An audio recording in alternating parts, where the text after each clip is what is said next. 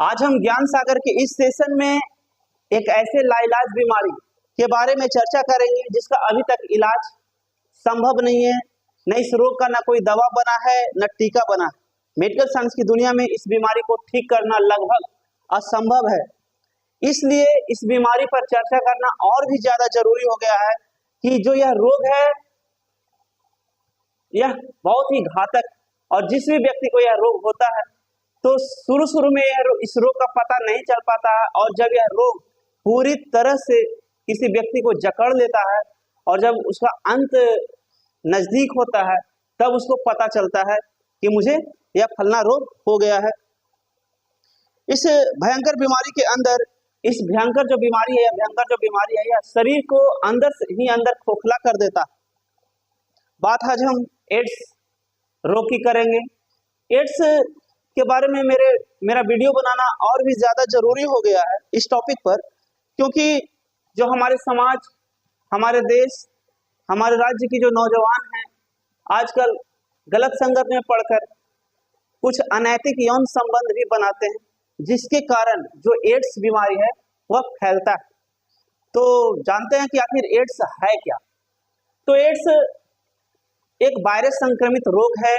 Ads का जो full form होता है एक्वायर्ड इम्यूनोडेफिशिएंसी सिंड्रोम होता है। एड्स मनुष्यों के द्वारा फैलाए वायरस HIV जो मनुष्यों के द्वारा फैलाया जाता है उसके कारण होता है।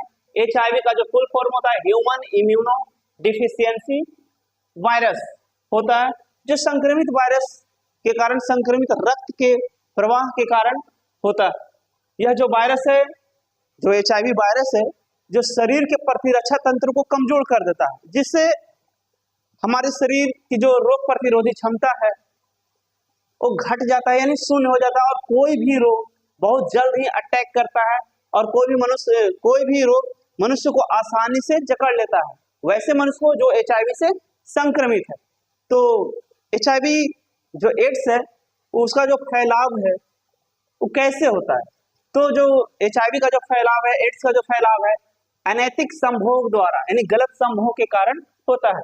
मतलब अनैतिक संभोग यानी गलत संभोग का मतलब होता है वैसे व्यक्ति, पुरुष हो या स्त्री, जो एड्स से पीड़ित है उसके साथ अगर यौन संबंध, अनैतिक यौन संबंध बनाया जाता है तो जो पहले से स्त्री या पुरुष जो पीड़ित है एड्स से, वह जिसके साथ संबंध बनाया वह भी एड्स से पीड़ित हो जाता है, लेकिन उसको पता नहीं चलता है।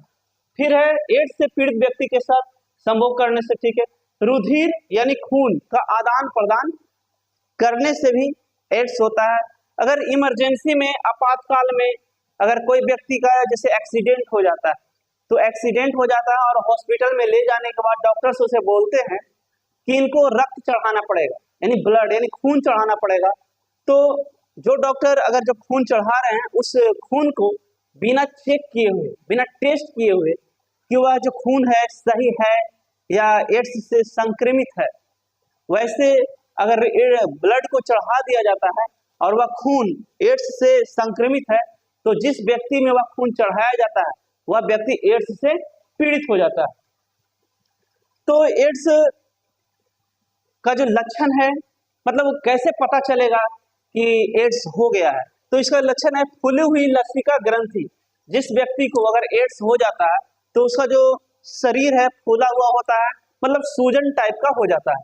दूसरा है शरीर का वजन दिन प्रतिदिन घटना। जिस व्यक्ति को एड्स हो जाता है उसका जो शरीर का वजन है दिन प्रतिदिन मतलब बहुत तेजी से उसका वजन घटने लगता है। एड्स से पीड़ित व्यक्ति को पेट खराब रहने की भी बीमारी होती है, तथा त्वचा पर यानी स्किन पर जहां तहां घाव होना। एड्स से पीड़ित व्यक्ति को ज्यादा थकावट महसूस होता है, उसकी याददाश्त यानी जो स्मरण शक्ति है वह भी कमजोर हो जाती है, और अंत में इसका पहले हम बता चुके हैं कि एड्स का कोई इलाज नहीं है और अंत में व्यक्ति की मृत्यु हो जाती है। तो हमें यह भी जानना चाहिए कि एड्स को नियंत्रित कैसे किया जा सकता है।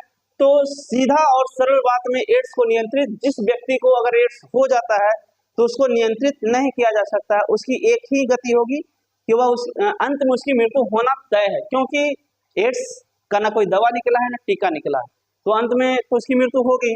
तो एड्स को नियंत्रित नहीं किया जा सकता। हाँ, एड्स को फैलने से जरूर रोका जा सकता है। कैसे रोका जा सकता है, देखते हैं। एड्स से बचने के लिए अपने आप को गलत यौन संबंध बनाने से रोकना चाहिए। मतलब एड्स से हमें बचने के लिए उस महिला या पुरुष जो एड्स से पीड़ित है उसके साथ यौन संबंध या मतलब सेक्स नहीं करना चाहिए।